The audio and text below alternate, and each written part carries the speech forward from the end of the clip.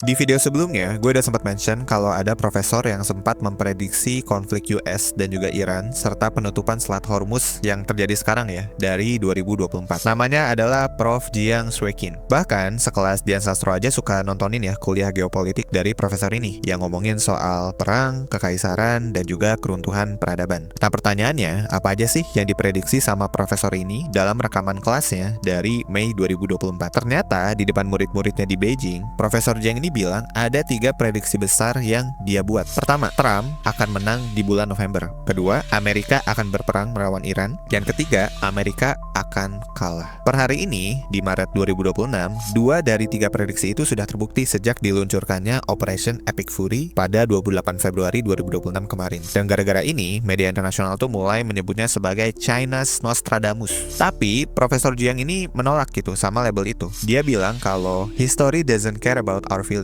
Dan dia bilang, gue cuma membaca pola. Nah pertanyaannya, pola apa sih yang Prof. Jiang maksud? Apakah cara baca pola itu bisa dipelajari? Atau cuma jadi hak orang-orang tertentu aja yang emang otaknya itu dianggap beda gitu? Alias ya super pinter lah ya, bisa baca pola sejarah. So, welcome to Kelas Kehidupan by 1%. Hari ini kita bakal bahas tentang Prof. Jiang. Enjoy!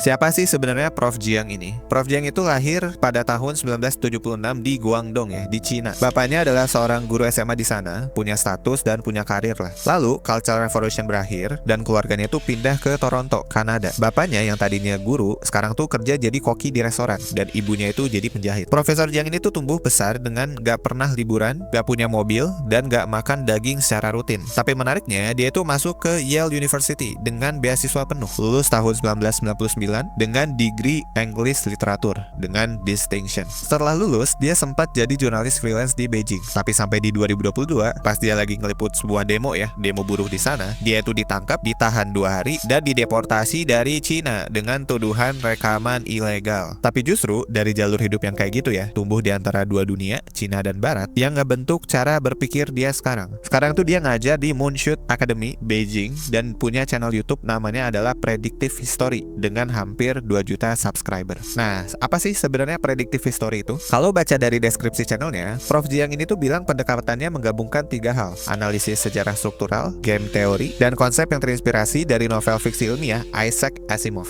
Nah, apa sih judul novelnya? Judulnya adalah Foundation, yang terbit pertama kali tahun 1951. Asimov bikin karakter yang namanya adalah Harry Seldon, seorang matematikawan yang bisa memprediksi kejatuhan peradaban galaksi lewat ilmu yang dia sebut sebagai psychohistory. Ide dasarnya sebenarnya sederhana, tapi lumayan radikal. Satu orang itu memang gak bisa diprediksi. Tapi kalau lo lihat jutaan orang dalam rentang waktu yang panjang, perilakunya tuh mulai mengikuti pola statistik yang bisa dimodelkan. Asimov ini minjam ide dari fisika. Satu molekul gas gerakannya random, tapi kumpulkan triliunan molekul dan lo bisa prediksi temperatur, tekanan, dan pergerakannya dengan presisi. Manusia, kalau kata Asimov dan Prof. Jiang ya, itu juga sebenarnya nggak terlalu beda. Nah sekarang kita coba lihat ya gimana Prof. Jiang itu pakai framework ini untuk memprediksi Iran. Di video Geostrategi 8 The Iran Trap yang bisa lo lihat di layar juga ya, ini tuh video diupload di Mei 2024. Dia tuh nggak cuma menganalisis berita hari itu, dia nge-compare situasinya dengan 3 preseden sejarah. Pertama, ada ekspedisi militer Athens ke Sisilia ya, tahun 415 sampai 413 sebelum Masehi. Yang kedua adalah perang Vietnam, dan yang ketiga adalah konflik Ukraina. Nah ini kita coba dalemin yang di Athens tadi ya. Athens waktu itu adalah kekuatan maritim terbesar di Mediterania. Mereka tuh mengirim armada raksasa ke Sisilia, yakin bakal menang perang dengan gampang. Tapi mereka tuh underestimate resistensi lokal. Supply line mereka tuh kepanjangan, dan dalam 2 tahun seluruh armada mereka itu dihancurkan. Dan Athens gak pernah pulih sepenuhnya. Dan ini tuh terjadi 2400 tahun yang lalu ya. Tapi apa yang terjadi di sana, skripnya tuh identik sama apa yang Prof. Jiang tuh lihat buat Iran sekarang. Polanya tuh sama di ketiga kasus tersebut. Ada kekuatan besar yang masuk dengan overconfidence, meng-underestimate resistensi lokal, dan akhirnya terjebak tanpa exit strategi. Dan hasilnya, video itu sekarang udah lebih dari 8 juta views ya. Jadi udah banyak banget orang yang nonton video ini. 2 dari 3 prediksinya udah terbukti. Nah pertanyaannya, kalau logikanya sesederhana tinggal bandingkan sama sejarah, kenapa nggak semua orang bisa melakukannya? Kenapa ribuan analis geopolitik dan jurnalis senior nggak sampai ke kesimpulan yang sama? Jawabannya ada di cara kita dan cara kebanyakan orang memandang sejarah itu sendiri. Dan kita akan coba bahas di chapter selanjutnya.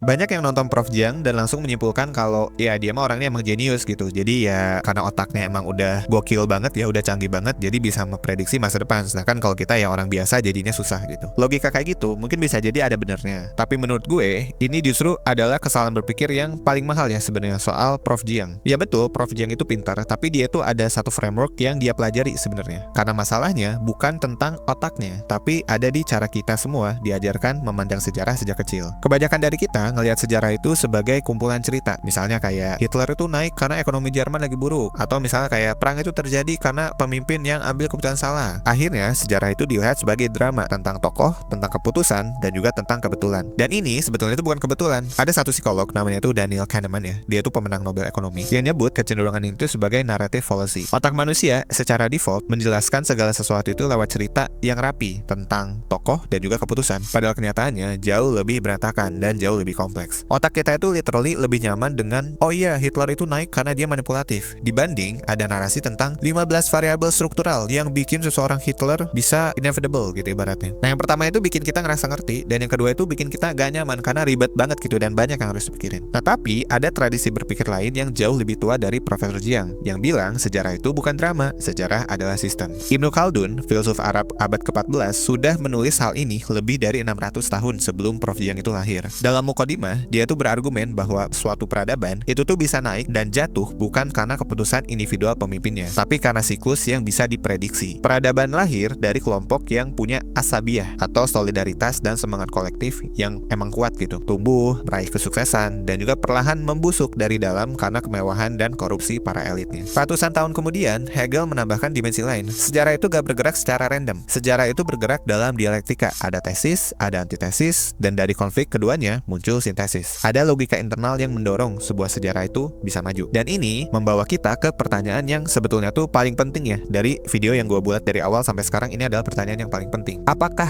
manusia yang membuat sejarah atau sejarah yang membentuk manusia? Profesor Jiang punya jawaban yang menarik. Keduanya itu benar, tapi dengan bobot yang berbeda. Misalnya ya, Trump sebagai individu, dia tuh punya agensi. Tapi kalau dilihat dari jauh, di Amerika 2024, ada ketimpangan ekonomi yang ekstrim. Nah, seberapa ekstrim ketimpangan ekonomi ini? Menurut data Federal Reserve, 1% orang terkaya di Amerika sekarang itu menguasai 31% total kekayaan nasional. Sementara 50% populasi terbawah cuma punya sekitar 2,5%. Gap yang lebih lebar dari awal abad ke-20 ini, periode yang berakhir dengan Great Depression. Kelas menengah yang marah, elit politik yang gak lagi dipercaya, dan juga media yang terpolarisasi. Dalam kondisi struktural seperti itu, seseorang dengan energi Trump yang populis, anti-establishment, dan memanfaatkan kemarahan kelas menengah, hampir pasti akan muncul. Wajahnya tuh bisa berbeda, tapi strukturnya sama. Dan ini akhirnya memisahkan antara Prof Jiang dengan analis berita biasa ya. Analis berita biasa itu fokus pada siapa dan apa. Sedangkan Profesor Jiang itu fokus pada mengapa sesuatu ini hampir gak mungkin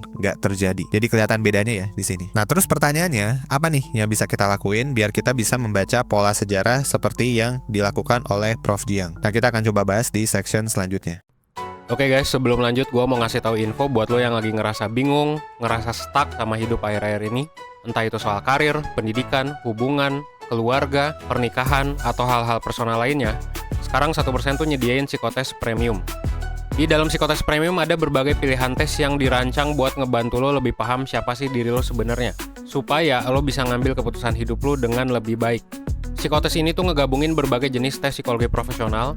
Jadi setiap lo beli, lo bakal dapet beberapa psikotes, disatuin reportnya jadi puluhan halaman untuk hasil yang akurat dan personal.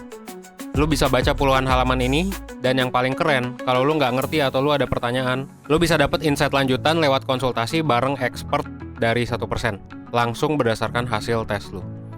Langsung aja kunjungi 1.bio/psikotespremium buat info lebih lanjut.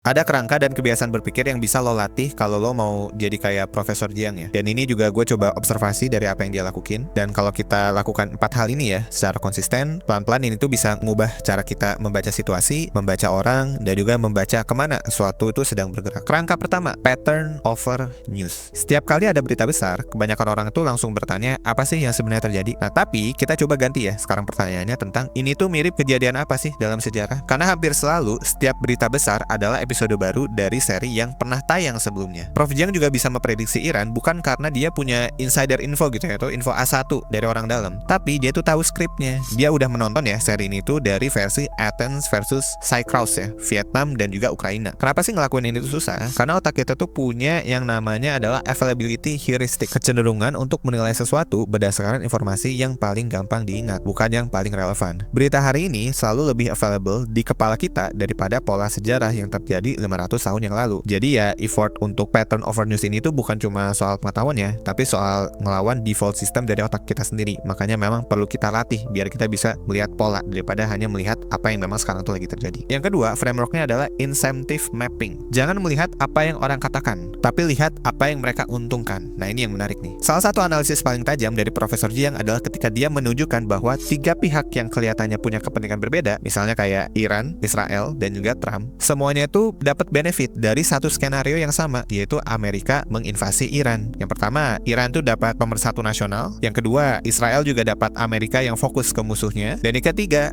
Trump dapat kondisi darurat nasional. Satu situasi, tiga pihak yang menginginkannya dengan alasan yang berbeda-beda. Dan ini yang paling sering kita sebut juga sebagai game theory ya. Yang mana game theory itu nunjukin bahwa dalam banyak situasi, keputusan rasional dari setiap pihak secara individual bisa menghasilkan outcome yang buruk buat semua pihak. Dan Profesor Jiang mengapply ini ke geopolitik. Iran, Israel, dan Trump masing-masing bertindak rasional berdasarkan insentif mereka sendiri. Dan justru karena itu, Perang Dunia Ketiga hampir tidak terelakkan. Dan ini kalau kita coba terapkan ke kehidupan kita sehari-hari, sebelum kita coba percaya argumen seseorang, kita bisa coba tanya dulu sih, apa sih yang dia untungkan kalau kita itu percaya sama orang itu. Framework ketiga, zoom out first. Sebelum lo pelajari detailnya, lo bisa coba tanya dulu sih, lo sebenarnya tuh lagi ada di mana dalam satu siklus yang lebih besar. Ada satu profesor di Amerika yang tahu ya kalau kekacauan yang terjadi di Amerika di tahun 2020 itu bukan karena dia menganalisis kejadian yang spesifik, tapi karena dia tahu Amerika itu sedang ada di fase disintegratif dari siklus historis yang berulang setiap beberapa ratus tahun sekali. Dalam frame itu, semua kejadian dari 2016 sampai 2026 bukan anomali, itu adalah ekspresi dari pola yang lebih dalam. Kapanpun lu baca situasi yang kelihatannya tuh kacau, lu bisa coba mundur dulu sih dan coba tanya, ini tuh chapter berapa dari arc yang lebih panjang. Dan yang keempat, framework yang terakhir adalah falsifiable thinking. Ini yang paling susah, tapi sebenarnya itu yang paling penting ya. Kita coba bikin prediksi kita sendiri, tapi yang bisa dibuktikan salah. Bukan mungkin akan terjadi, karena ini opsi aman dan gampang ya buat lo kabur, tapi mulai yakin dengan prediksi lo yang kayak kondisi A terjadi, maka B akan menyusul dalam 6 bulan. Profesor Jiang juga pernah bilang, kalau prediksi gue salah, gue revisi modelnya. Mentalitas ilmuwan ya, ini bukan peramal gitu, karena ini ilmuwan ya seperti itu kan, ada iterasi terus. Dia nggak takut salah, karena salah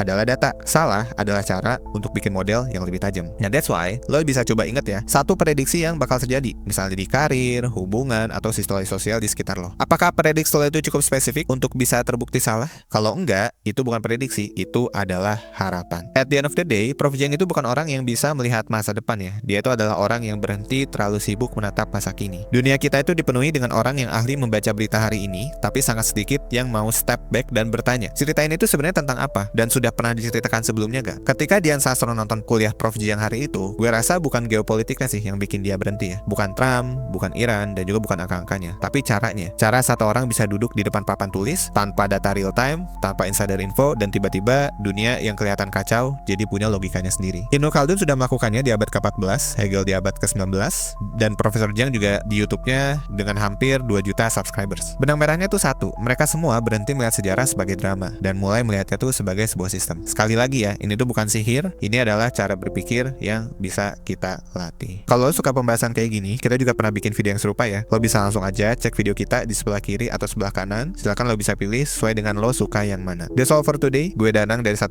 Jangan lupa bahagia dan jangan lupa hidup seutuhnya. Thanks.